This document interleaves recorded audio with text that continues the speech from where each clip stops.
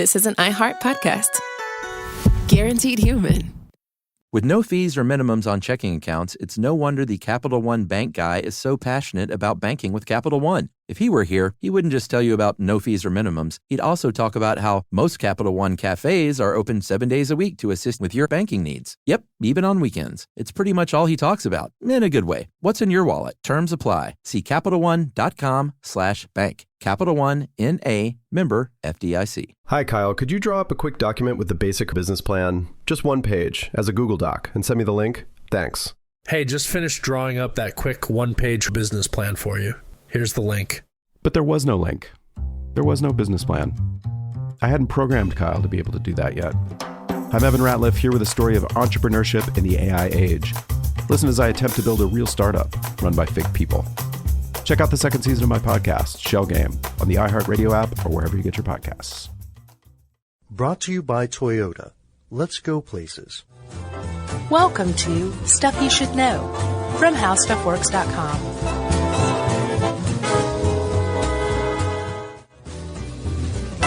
Hey, and welcome to the podcast. I'm Josh Clark. There's Charles W. Chuck Bryant. And you put the two of us together at our new editor, Casey. Yeah. And you have Stuff You Should Know. Yeah. Guest editor is not Matt this time. No, it's Casey. It's Casey. Yeah. Welcome, Casey. And we are in what looks like the room of the serial killer. Yeah, Buffalo Bills. Yeah, this is the fourth room now we've been shuffled to in this office, and this is brand new to us, and it definitely very much looks like there might be a head floating in a jar behind you somewhere. Yeah, all of the windows are blacked out with foam. It's creepy. There's one single bulb light in the middle of the table. There's stuff stacked around all over the place, like some hoarder serial killer is living here. It's not a good place. Like, I don't feel good right now. Yeah, like temporarily living here. Like a serial killer wouldn't even live in here. This is just where they go to right. take evidence. This is where they keep the victim. Yeah. And that's where we're recording from today. Yeah, we wanted to set the mental stage. Oh, man. All right. We so, can do this. I mean, the mental environment, it has a really, it has a pronounced effect on the mind. Yeah. Like the physical environment. Like where we are? Yes. Yeah, but no one cares. Remember, they'll always just like, go just put Chuck in the hallway. And they're fine. Yeah. It's, yeah. And apparently someone's listening to their voicemail just outside, which you can hear. This is great. So the Pope. Yes. So you know Joseph Ratzinger? John Ratzenberger? No. From Cheers? No. Oh. Cliff Clavin? Yeah. No, this guy's totally different. I thought that was who the Pope was. You know the Pope, you would be more familiar with Pope Benedict II. Yeah. But his birth name was Joseph Ratzinger. And following what is a very, very long tradition, as we'll see, he changed his name when he became Pope. Well, I don't know if you know this or not, even though you selected this article. But on February 11th, he announced he was going to retire. Yeah, on the, I think 28th, this is like, I guess I gave 2 weeks, because roughly 2 weeks later is going to be his last day. And I'm not Catholic, and I don't know much about the Catholic religion, because I grew up in the South, and especially, there were not a ton of Catholics in the South compared to other parts of the country. Yeah, it's a very northeastern, midwestern. Yeah. I felt bad for the guy, though, because people, called him Pope Scary and stuff, because he sort of looked kind of creepy. Yeah. And I just remember thinking, that's not nice. He did. He was also drafted into the German military during World War II. Yeah. Which is, kind of something. And he abandoned, didn't he? He deserted, yes. Yeah, deserted. Ostensibly before he fired a shot at anybody. I think it was during basic training that he was like, I'm out of here. I might want to be Pope one day. Right, exactly. And this is not going to look good on my resume. I can't have that down there. But yeah, plus also he followed in the footsteps of Pope John Paul II. Yeah. Arguably the most lovable pope of all time. Yeah, I mean, he was 78 to 2005. That's a nice chunk of time in the modern era. So he was a huge traveler. Yeah. He was credited with helping to bring about the end of the Cold War. Yeah, to some degree. Sure. He was beloved by all, even people who weren't Catholic loved Pope John Paul II. Yeah, he's probably the most impersonated pope. The one guy. Or maybe it wasn't just one guy. That looked. Was it Naked Gun? Well, yeah, and others, but that's the one I always associate. Looked just like him. John Paul II. Yeah. JP. And he would do that smile and the weird wave with the hand. Very lovable pope. He learned from Queen Elizabeth. Yeah. Okay, so yeah. Benedict said, "Hey, I'm very tired. I'm going to retire." And the whole world said, well, "I don't know if you can do that. Can a pope retire?" He said, "Oh yes, you can." As a matter of fact, the last pope to retire was Gregory the 12th. Yeah, just go back like 600 years for president. Yeah, 598 to be exact. Yeah. Where he basically retired to end what was called the Great Schism at the time. Oh yeah. Yeah. Apparently, there was a 70-year period where the papacy, which is the governance by the pope, left Rome and moved to Avignon, France. Okay. And I guess Gregory the 11th said, "You know what? We're going to take it back to Rome." And that created the Great Schism, which, depending on who you ask, made Pope Benedict either the 265th or the 266th pope, because during this Great Schism there was a pope in Rome and there was a pope in Avignon, France. So then Pope Gregory the 12th comes to power and says, "You know what? I'm just going to retire. Right. It's going to end the Great Schism." He's the last pope, and I believe the first pope ever to retire. So Benedict. So there's only been two? Benedict II is the second, as far as I know. Did you see Saturday Night Live this week? No, I don't watch SNL these days. It's they had Christoph Waltz was on. Did you see the little Pope retiring commercial? No. It was pretty funny. They did like the typical financial retirement commercial spoof of the Pope retiring and getting all his financial ducks in a row. Nice. It was pretty funny. I think my favorite SNL commercial is the one with Sam Waterston from Law and Order. Jack McCoy. Which one was that? Where he talks about he's selling insurance to the elderly to protect against robots who want to come into their home and eat their medication. I don't think I ever saw that. Because that's what they're fueled by, and right. The robots are going to come to your home unless you have this insurance. They're fueled on like pacemaker meds. It's really a great commercial. Oh, that's great. You put him in anything, and it's going to feel like that kind of commercial. And he managed to do it with a straight face too. Of course he did. That guy's a class act. Yeah.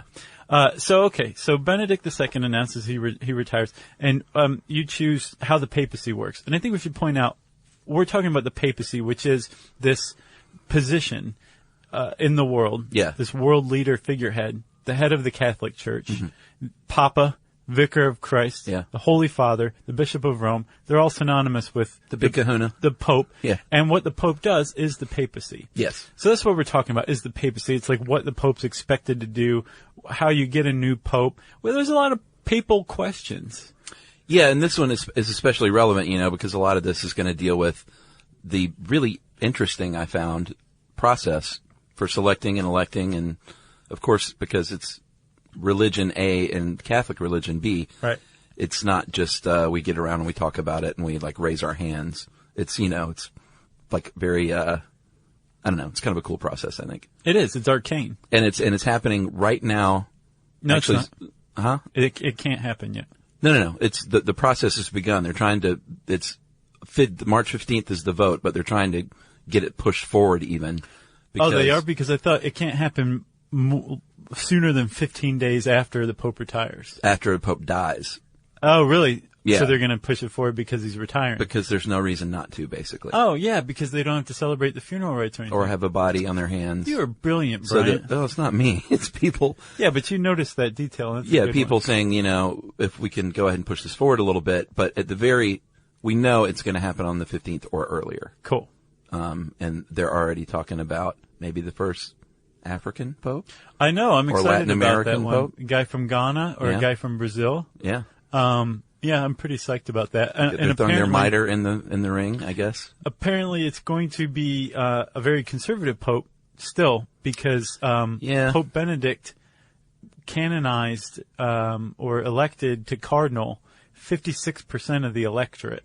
Well, and John Paul was the other 44%. So you're going to get a Pope who shares the same views as Benedict, most likely. Probably, but that hasn't stopped people from writing endless op-eds already saying, hey, the majority of Catholics believe X, Y, and Z now. Right. Can we get a Pope that represents the modern Catholic? And they're saying, it's probably not going to happen. Yeah. Wishful thinking, but it's probably not going to happen. But maybe they'll be from Latin America or Africa. Sure, which would be, That's a pretty big jump Yeah. forward. First non-European in like 1,000 years, I think. Yeah. Well, we don't know yet. Well, possibly, yeah. Yeah. It Let's would be. see. I'm excited. Let's talk about this, Chuck. How long have we had popes? Well, we have had, depending on who you ask, St. Peter possibly is the first pope, even though he never, they didn't have the office of pope at the time. Right. But he's widely considered to be the first pope because Jesus himself sort of handed over the reins and said, you know what, when I ascend to heaven, right, I'd like you to kind of run the show for me. Right. Pete, if you don't mind. And biblical scholars love interpreting stuff that Jesus said. Yeah. And he said something in Matthew 16:18 that they take to say Peter was the first pope. Peter was the person that Jesus said, it's up to you to run the church. Yeah. That verse is, and I say also unto thee, that thou art Peter, and upon this rock I will build my church, and the gates of hell shall not prevail against it. And that is the Petrine guarantee. Yeah. And theologians believe that Peter is the rock because Jesus spoke Aramaic, and Peter's original name was Simon, and Christ named him Peter, named him Cephas, which is Aramaic for rock. So they're saying... Not to be confused with Bocephus. Yeah. Or the rock. Hank Williams. Yeah. Hank Williams Jr. Yeah. Yeah. That's very good. So people saying, theologians mainly say, you know what, that's the rock that he's talking about. The rock is Peter. And further evidence is when he also says to Peter, feed my sheep. But I worry... Which you have to imagine is said in a certain tone. I know, but I worry... Not just like, hey, feed my sheep. That's what I worry about. Yeah. So he's like, buddy, I'm going to heaven. Would you mind feeding my sheep while I'm gone? Which is funny and because... there's sheep that actually died because Peter was like, he means... I know what he means. I know what he means. I'm Peter. I'm not a Bible literalist. He's got people to feed his other sheep. Right. And then the he would sheep never died. ask me to feed his sheep. He knows wants how- me to lead his Yeah. people. He knows how I feel about wool. Well, okay, so Peter's the first pope.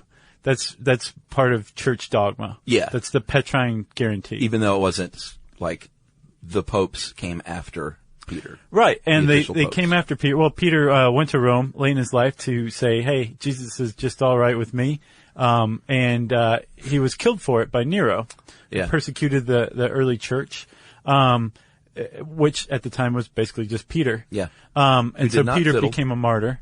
No, Nero didn't fiddle. So Peter becomes a martyr. He's buried on Vatican Hill, and the Basilica of St. Peter is built over him.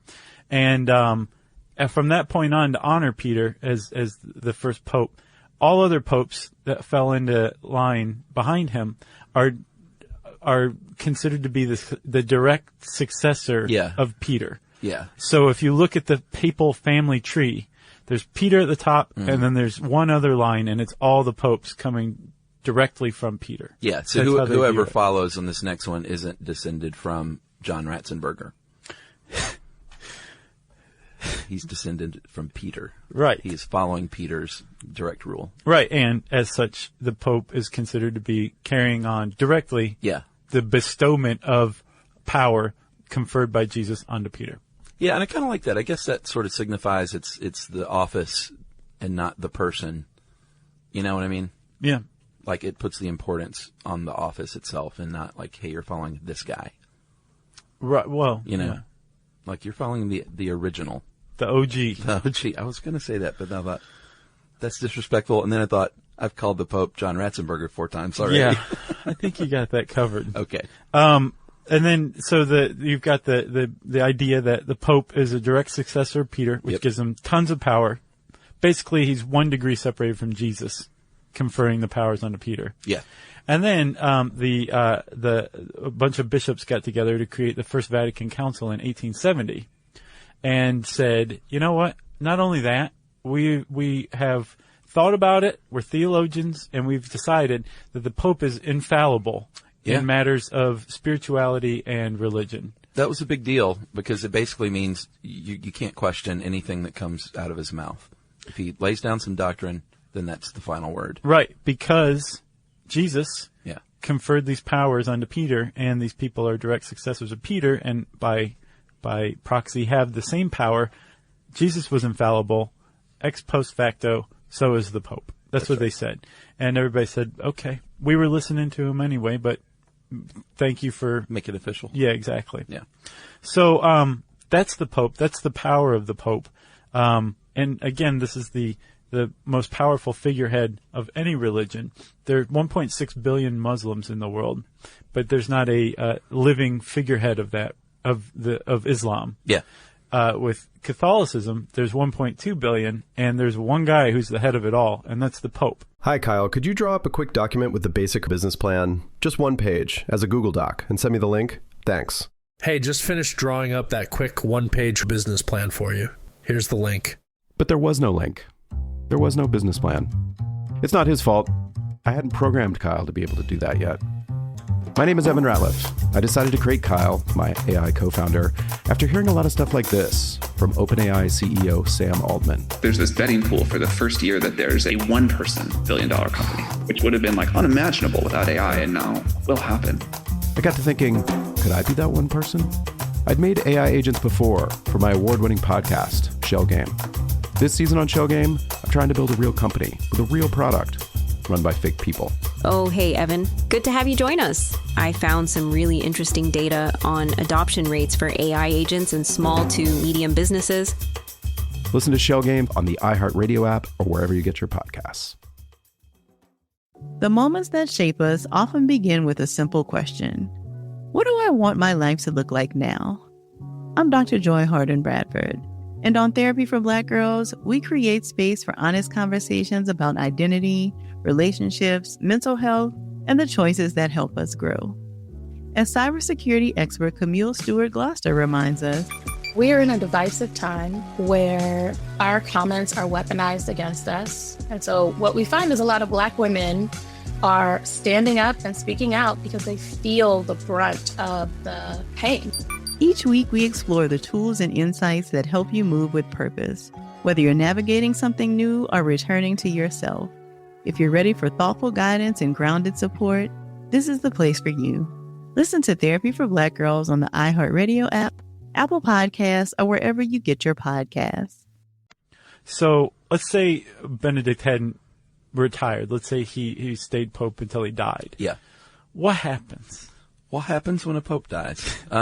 Well, there's an authority called the Cardinal Carmelingo. I like that name. Yeah, I do too. Or Chamberlain, it's another name, and that's the Secretary of State of the Vatican. And Vatican City is the smallest independent state in the world. It's like 100 and change acres, right there in the middle of Rome. Yeah. And I think I've told my story that time about walking around it because I was trying to find the way in. Yeah. And there's no way in unless you go in the front. So were you trying to sneak in the back door of Vatican No, City? I just thought, like, surely you can get in this way. Like, surely they'll let me in. Yeah, but there was just big, tall walls. Yeah. And it's a long walk around the Vatican. Is it 100 acres? Is kind of a walk. Yeah, I think it's like 110 or 100. That's I think, dead on a country mile. As the bird flies? Yeah. All right, so where were we? So the Secretary of State assumes the non-theological responsibilities of the Pope immediately, and it's sort of like if the president passes on, the vice president takes over. Right. You know, in the interim. Running Vatican City. Yeah, actually not interim for the president. They're permanent. Well, until the next election, right? Yeah. Permanent meaning it's not an interim position, unfortunately. Yeah. So they have to confirm that the Pope is dead, and they call the Pope's name 3 times. Pope. And there is, no, by name, I think. Oh. And there's a myth that I had a hard time tracking down that they would tap the Pope on the head with a silver hammer. No on the forehead way. 3 times. No, they don't. And apparently that is something that they did until the 1960s. Huh. And that went the way of the dodo.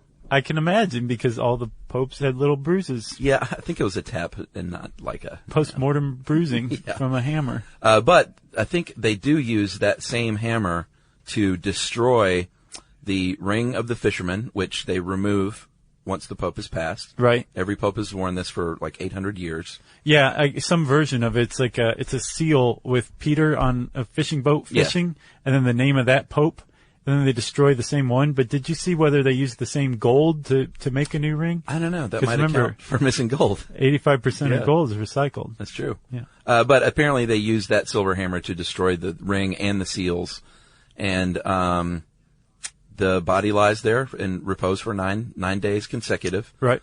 They celebrate the funeral rites. There are no photos allowed. Because of the bruising. Yeah, because of the bruising. But once they have put the Pope in his vestments and the mitre, I guess. Although, I don't know, you're probably not buried in the mitre. Which one's the mitre? The tall one. The hat? Yeah. I don't recall seeing John Paul in... No, he had his little skull cap on. Yeah, which when he was in has state. a specific name, too. I can't think of it right now. Yarmulke. No, I think it's different for Catholic popes. Then you are allowed, if so deemed, you are allowed to take a post-mortem photo, like an official photo for, like, documenting the situation. Right. But you can't go in there with your cameras, and if the Pope is sick on his deathbed, you can't go in there and film that kind of stuff. Gotcha. It's untoward. It is. Then they bury him? Yeah, they bury him in like a little Matryoshka doll in 3 coffins, one encased of another, encased in another. So it's a cypress, elm, and then lead. Yeah. And like, who's working with lead these days? I don't know. I guess Roman coffin makers. That's scary. Yeah. Like, how do you prevent any kind of lead poisoning when you're making a lead coffin? I don't know. I mean, lead's still used, right? It's not like... Yeah, I think it's fairly discontinued in most cases. Yeah. You should read this. There was a Mother Jones article called The Real Criminal Element, Lead. It is awesome, really? Man. Yeah, basically they tied crime rates and the decline of crime rates across American cities with the decline of leaded gasoline. Oh, interesting. Yeah, it's really interesting, and they do it pretty convincingly. They should have called it Get the Lead Out. I thought so. Like, there's a bunch of different puns they could have made. Sure. They chose one. All right, so now we have to elect a new pope.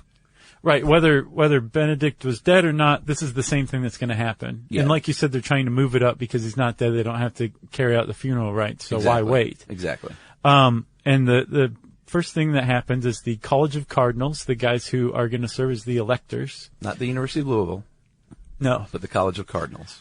They get together and they enter what is called conclave, which means with key, which means that they are basically sequestered from the rest of the world until they can come to a 2/3 agreement. 2/3 plus 1? No, I think that's a simple majority, is half plus 1. Oh. This is like straight up 2/3. Oh, really? I believe so. Well, you need to change this then. Well, no, you can after 12 or 13 days go to a simple majority.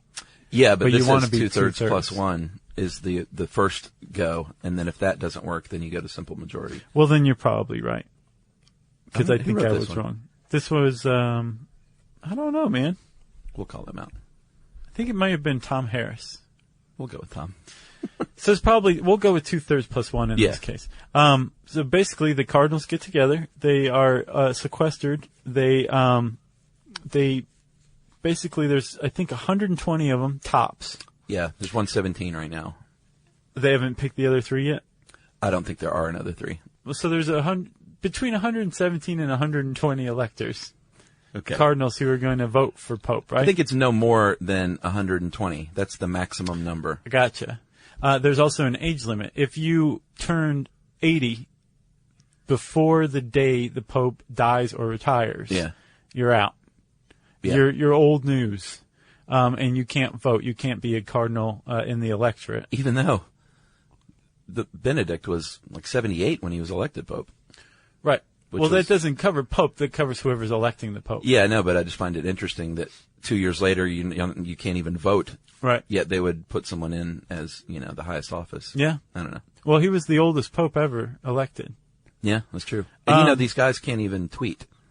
And you may laugh, but there are 9 active Twitterers in the College of Cardinals. Well, the Pope has a Twitter account, Pontifex. But 9 of the cardinals tweet themselves, and they have specifically been forbidden from tweeting during this time period. I could see that. Oh, it's part of being under key in conclave. I wonder if they ever thought they would have to cover that, though. Hey, the world's changing. What else? Tweeting cardinals. Okay, so there's 2 ballots a day for a total of 4. Mm-hmm. Two possible in the morning, 2 in the afternoon. And then after 12 or 13 days, if there's still no Pope, they can say, you know what, to heck with this. We're just going to go with the simple majority. Right. Which I think is 50% plus 1. Yeah. And then we'll elect a new pope. That's right. And while they're doing this, there's like there's some details that, have to be followed to vote for a new pope. Yeah, it's pretty cool. Like, this information has always been out there, but now in today's age, it's really out there. Yeah. So I think up until this election, a lot of people probably didn't understand like exactly what's going on. Well, Pope John Paul published the guidelines. Yeah. It said, hey, everybody, we're just being transparent here. Here's what we're doing. Here's how it's done. So they're rectangular ballots, and this is all very important, I imagine. They probably don't vary from this process. I wouldn't be think like, you know what, I'm going to do a round ballot just to mix things up. Yeah. At the top, cocktail napkin. Yeah. At the top of the words, Latin words, iligo in summum pontificum, I elect as supreme pontiff. So it's basically saying like this is the official ballot. And then below that, each cardinal is going to write down the name in pen of the pope. Yeah. Hand in their little paper like it's elementary school student body elections. They fold it twice. No, I thought someone else. They fold it twice. Right, and then they put it on a plate. Yeah. And then they use the plate to dump it into the ballot box. Yeah, well, and they have to say out loud, I call as my witness Christ the Lord, who will be my judge, that my vote is given to the one who before God I think should be elected. Which is saying like, I'm not bending to popularity. This isn't a popularity contest. Yeah. This is who I genuinely think. That's right. God is my witness, should be pope. And they have to carry it in the air. And I guess all of this is just sort of like while they put it on a plate and hold it in the air, it's just like, look, nothing's happening. I wrote it down, right. And this is the same piece of paper. Well, it also makes so cardinals, while they're electing, this is a little known fact, they actually float down the aisle toward the ballot box, and so holding the ballot up in the air makes the whole thing look even cooler. Cool. So you've got some guys who are charged with counting the ballots and basically tallying who's going to be pope. Of course. They're called scrutineers. Yeah, that's going to be my next band name. And the 3 scrutineers? Just the scrutineers. Oh, okay. Yeah, because there's 4 of us. Well, I was going to say it'd be kind of cool if it was the 3 scrutineers, but there's 4. Yeah, like Ben Folds 5. Really freak out the crowd, man. Yeah. So you've got the 3 scrutineers, and 2 of them, so you have one sitting who takes the ballot out of the ballot box, writes down the name of the pope, or the person voted for pope, hands it to the next person. The first 2 write it down, and then the third scrutineer reads the name out loud, and the other 2, they say, yep, that's the one I have here that I wrote down. And then they take it and pierce it through the eligo with the needle, and move it along a line of thread, and then you have ultimately all the ballots tallied. That's right. And if they don't elect the pope, they burn them. That's right. And a very important step before that, they tie the end of it so it's a sealed circle with the ballots hanging from it. Okay. Because if it's not tied shut, that means the vote is still open. Right. Yeah. Okay, so then they burn them, and if they haven't elected a pope through that ballot, they add some chemical that makes the smoke black. Yeah. And they blow it out of the Vatican Palace to let everybody know, no pope yet. When they do elect the pope, they just let it be white smoke, right? Yeah, and they used to use like wet straw and stuff, but there was confusion at times when it didn't burn like appropriately. So now they just add a chemical that they know is going to do the job. Nice. And so when the new pope is elected, the guy comes to he meets with the cardinal deacon, the secretary of the College of Cardinals, the cardinal dean, and the master of papal liturgical celebrations, right? That's a swinging crowd. It is. And he says, oh, please, really, this is great news. Thank you for doing this. Yeah. And the dean, I think, asked him a couple questions. Yeah, and I have a feeling it's way more official than what I would say, because they say, do you accept your canonical election as Supreme Pontiff? What would you say? I would say, you want to be Pope? You sure you want to be Pope? And then by what name do you wish to be called? And that, that's pretty straight up. That you'd say that? Just like that? I'd say, you want to be Pope? What's your name?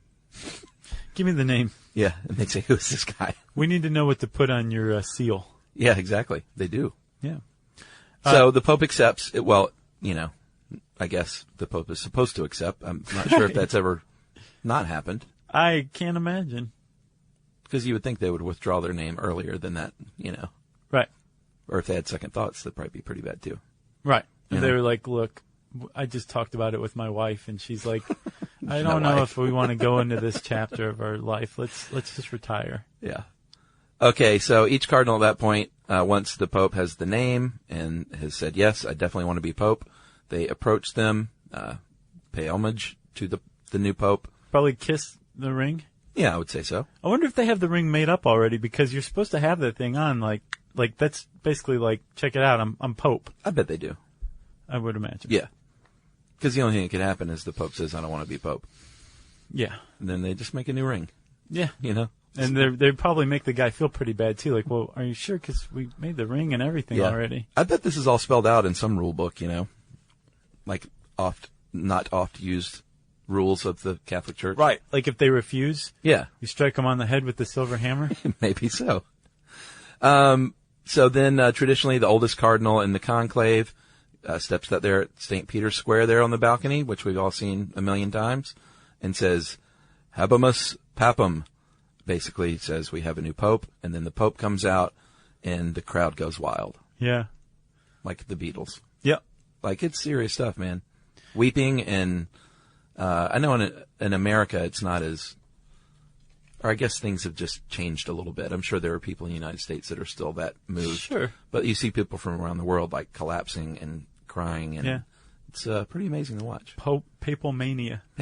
Papal mania. Yeah. And so, and the Pope basically says, okay, let's do this. Here's my papal blessing. Mm-hmm. Good to meet you all. Sure. Let's go forth and spread Catholicism. That's right. We should do one on the Pope at some point, just about the duties. I mean, they have a few in here. Appoints bishops and cardinals, obviously spreading the good word, writing the official documents about issues like what our official stance is, stuff like that. Yeah, and then like getting world leaders to go along with them. Yeah, and back in the day, the Pope had a lot more sway in the non-religious sector. Like I could listen to me. Yeah, they could crown new emperors and like had military power and stuff like that. Yeah, like one of the popes crowned Charlemagne and started the Holy Roman Empire, right? Oh yeah. That was something that popes could do. Can't do that anymore. No. And we mentioned Benedict changing the name. Like they ask, what name do you want to go by? Yeah. And there's actually an origin to this. Pope John II, he was elected in 533. Yeah. And he was the one that started it because he was born, his birth name was Mercurius. Yeah. Named after Mercury, which is a pagan Roman god. Yeah, and he was like, good idea. I don't think I should have a pagan name as Pope. Yeah. So he changed his name to John II. Yep. And there you have it. That's where the tradition began. Yeah, and I think generally now they choose a name of a previous pope that they admired, perhaps. Or a favorite saint. And then they get on with the poping. Yep. I wonder what the new one, I'm really interested, I'm pulling for the guy from Ghana. Yeah, I want to know what his name's going to be, too. Yeah. Hi, Kyle. Could you draw up a quick document with the basic business plan, just one page, as a Google Doc, and send me the link? Thanks. Hey, just finished drawing up that quick one-page business plan for you. Here's the link. But there was no link. There was no business plan. It's not his fault. I hadn't programmed Kyle to be able to do that yet. My name is Evan Ratliff. I decided to create Kyle, my AI co-founder, after hearing a lot of stuff like this from OpenAI CEO Sam Altman. There's this betting pool for the first year that there's a one-person billion-dollar company, which would have been like unimaginable without AI, and now will happen. I got to thinking, could I be that one person? I'd made AI agents before for my award-winning podcast, Shell Game. This season on Shell Game, I'm trying to build a real company with a real product run by fake people. Oh, hey, Evan. Good to have you join us. I found some really interesting data on adoption rates for AI agents in small to medium businesses. Listen to Shell Game on the iHeartRadio app or wherever you get your podcasts. The moments that shape us often begin with a simple question. What do I want my life to look like now? I'm Dr. Joy Harden Bradford, and on Therapy for Black Girls, we create space for honest conversations about identity, relationships, mental health, and the choices that help us grow. As cybersecurity expert Camille Stewart Gloucester reminds us, We are in a divisive time where our comments are weaponized against us. And so what we find is a lot of Black women are standing up and speaking out because they feel the brunt of the pain. Each week, we explore the tools and insights that help you move with purpose, whether you're navigating something new or returning to yourself. If you're ready for thoughtful guidance and grounded support, this is the place for you. Listen to Therapy for Black Girls on the iHeartRadio app, Apple Podcasts, or wherever you get your podcasts.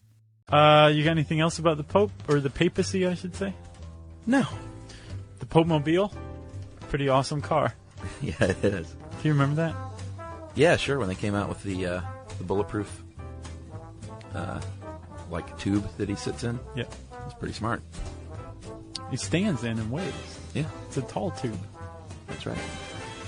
Okay, well, if you want to learn more about the Pope Mobile, you can type the word papacy, P-A-P-A-C-Y, in the search bar at howstuffworks.com. And I don't know what that'll... Well, Papacy will bring that article up. It won't bring anything up about the Pope Mobile, I'm afraid. No. But just try Pope Mobile and see what happens. Yeah. You might enter a portal into another universe. Since I said Pope Mobile, it means it's time for listener mail. I'm going to call this Canadian Vets. What's up, friends? My name is Anne-Marie, and I'm a super fan veterinarian from Newfoundland, Canada. Almost at Connecticut. I thought you were going to say Kentucky. I discovered you in 2011 when I went on maternity leave, and maternity leave here in Canada can be up to a full year. In addition to that, man, my daughter was born 10 weeks early, so I was off for 14 months. Holy cow. Creepily, you both became my support system during this time. Luckily, I came upon the podcast at a time where there were around 200 episodes. I would push the stroller every day for at least an hour and laugh out loud at your antics. I listened while I cleaned, cooked, and did various baby-related duties. Now that I'm back at work, I eagerly await new episodes and have gone back and submitted to listening to episodes I'd dismissed previously as boring. I encourage people to do that. Oh, yeah. Like, population is constantly a good one to go back That's and what check she out. listened to. Did you know that? No. She said I listened to recently and happy to report that even How Population Works entertained me. I even listen at work, particularly while I'm doing doggy surgery. You are a favorite while I'm doing dental surgery, actually. Last week I listened to Why Do Men Have Nipples while working in a dog's mouth. Thanks for getting me through some difficult tooth extractions. Anyway, hats off to you both. I suffer from a mild case of hero worship. I wanted to say thanks for I don't know if I would call it suffering. My daughter and I say, woot, Josh and Chuck. And my husband says, not that podcast again. And I guess he slaps his forehead. Wah, wah. Yeah. So, Anne-Marie, tell your husband. Or something. You get out your own little silver hammer and tap your husband on the head and say, my daughter and I are getting smarter. Tap him very, very, very lightly. Lightly on the head. Don't you think, Chuck? So, whoever Anne-Marie's husband is, get on the train, my friend. Maybe get a helmet soon. And she says, awkward hugs. And thanks to Canada. Thanks from or thanks to Canada? To. I guess for that 14-month paid leave. Can't you see her like she's putting a dog under and she's like, one for you, one for me, one for you, one for me. Yeah, with the gas. All right, so thanks, Anne-Marie. And thanks to Canada for some reason. Yep. If you want to send us an oddly worded homage or thanks or whatever, we love those. Those are the best kind. And we want to hear from you. You can tweet to us at SYSK Podcast. You can say stuff on Facebook.com/Stuff You Should Know. You can send us an email to stuffpodcast@discovery.com. And you can join us on our home on the web, our very own website with 42-inch rims. It's called StuffYouShouldKnow.com.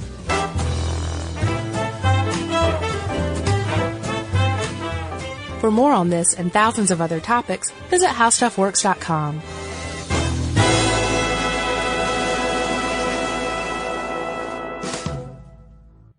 Brought to you by Toyota.